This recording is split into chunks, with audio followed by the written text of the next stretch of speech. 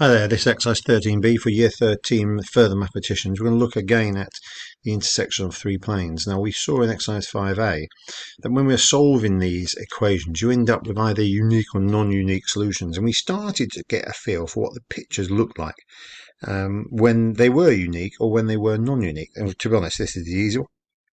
It's unique where they just cross in one place.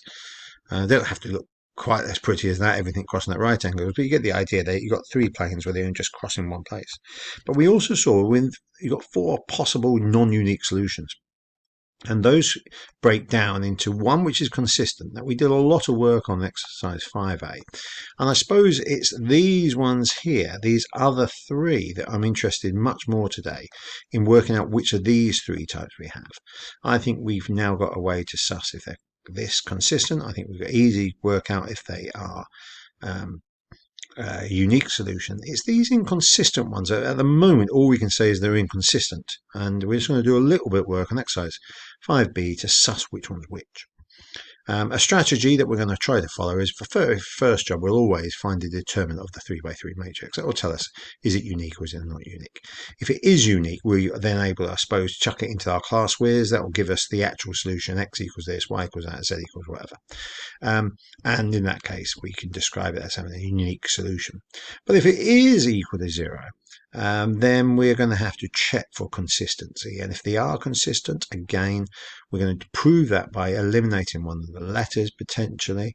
And if you get the same solutions, then you'll know that it must be a case of repeated equations, must be all meeting in one straight line. Like this, like we've kind of hinted at last time. There's our lovely straight line going across. If we get repeated equations, that's what we'll get. And if we get inconsistent equations, and we've done it, our three planes could be any one of those. And we're basically going to check this by looking at parallel planes. And the number of parallel planes will determine which one's which. So on parallel planes, you can see just because one plane is a multiple of the other in terms of the equation. Well, apart from the very last number. But all the letters kind of are in multiples of each other. So parallel planes, here you can see I've got three parallel planes, here I've got two parallel planes, and here I've got no parallel planes. So depending on how many parallel planes I'll have, I know how they finish up. So let's go with this question. I've done a bit of work on this already, so you can check some on my maths. So when you have this equation, you'll notice kx is the only place there that it comes up like this. It says show that when k equals minus 4.5, the planes intersect at a single point. Okay, now we can do that.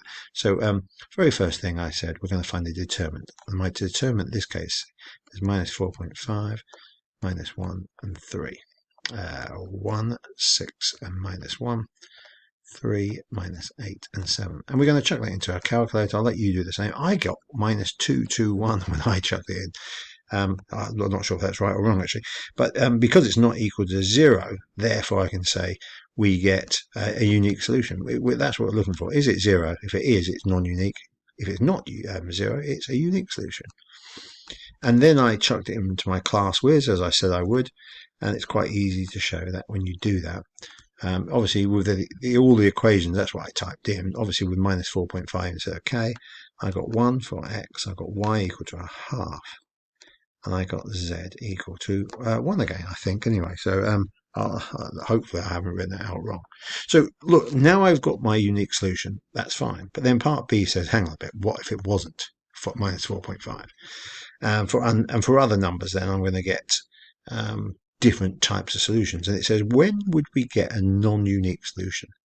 So I think I'm going to have to do my determinant a bit more algebraically here. I'm going to get k lots of this. So I'll just do it. It's 6 7s are 42 minus a minus 8. Oh no, minus a plus 8 when I times minus 1 by minus 8.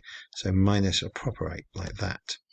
And then it's minus the 1, which is a minus 1 actually, times by 1 times by 7 is 7, minus 3 times by minus 1, so that's plus 3. Okay, that's a bracket.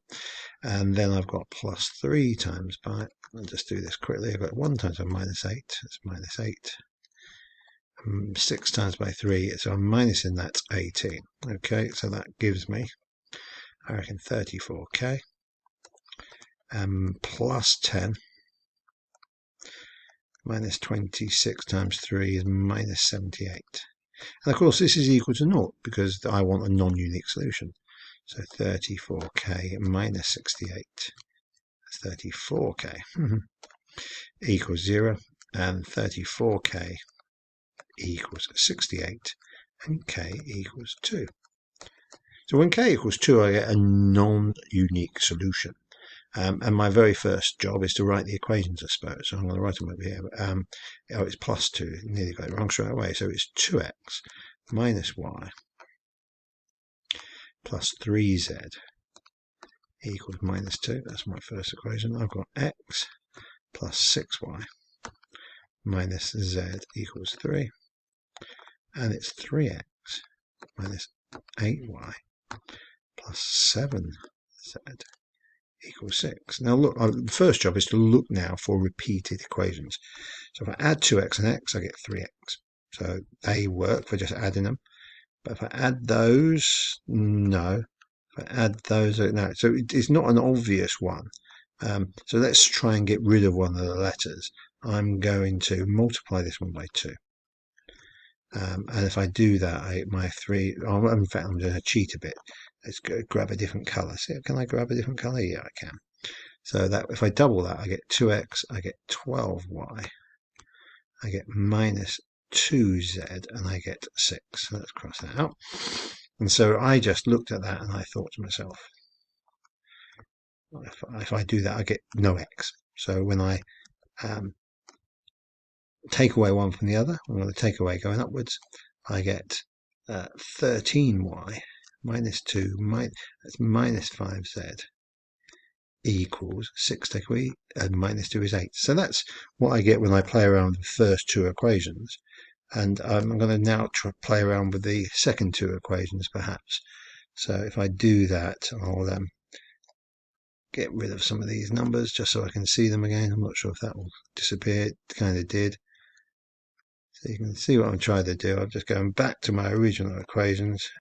And when I go back to my original equations, what have I got? I've got, let's put my numbers back in. There was an x, there was a 6y, and it was a minus z, yep, and it equaled 3. So I think that equation's actually now right. So what am I going to do? I'm going to get rid of the x again. This time I'm going to times by 3. So when I times this by 3, I get 3x. I get 18y. I get minus 3z, and I get 9. So now I can do a similar trick here. So 3x, take away 3x, this is no x. 18 take away, that's 26y. Well, interestingly, it's doubled. Minus 3, then take away that is minus 10z equals, this is the critical number now, 9, take away the 6 is 3. And you can see they're not right. If that had been, look, this has been doubled, this has been doubled, this one hasn't been doubled. So these are not repeated. And because they're not repeated, they are inconsistent. So we've not got these crossing in a straight line. So my last job is to go back to here and make that a 2. I'm going to look to see if I've got any parallel planes. Now, x to 2x has been doubled. 6, oh, that hasn't been doubled. These are definitely not parallel. X to 3x has been trebled. 6, no, that's not been done either. Now, what about this one? That's taken times by 1.5. No, that hasn't been. So we've got no parallel planes. No parallel planes, and that's critical. We need to work out how many parallel planes we've got. Because we effectively, let's just go back a page. We've got one of these 3 situations. But I said if you need 3 parallel planes to have this situation, 2 parallel planes to be this, but we've got none. So I think we got this. Now the best way to describe this is because that makes a triangle, well, it's effectively a triangular prism going backwards. You call this a triangular prism.